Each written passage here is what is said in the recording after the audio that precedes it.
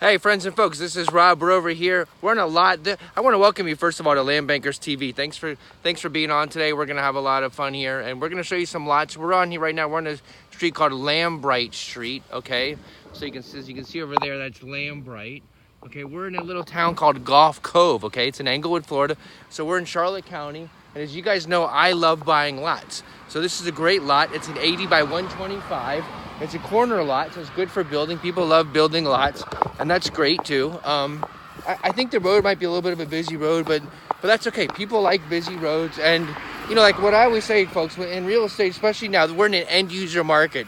So that means typically, most likely, the chances are very high, whoever's buying this lot is going to be building on it, and they're going to be using it. And could be an investor in front of me, maybe one, that's fine, that happens. So the good news about that is in an end user market, that means everything is very stable. So we're at a very stable market, unlike tons of investors inflating, which is better actually for me when tons of investors are coming in. It's better for you too.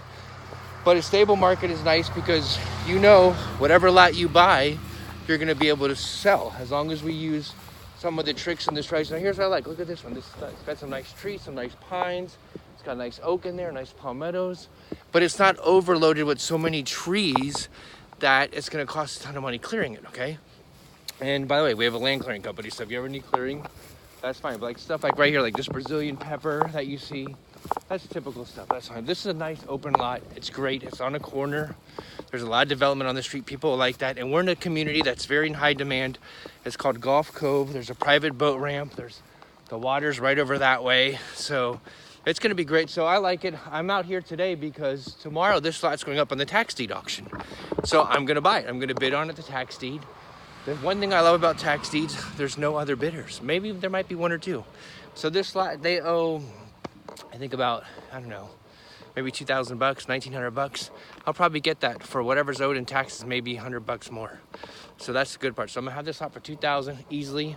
There's 3 lots down the road right there. You can probably see those signs.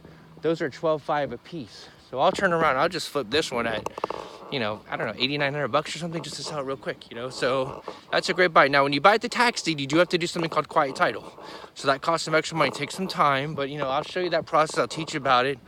But either way, it's gonna cost about maybe $2,500 to $3,000 for that.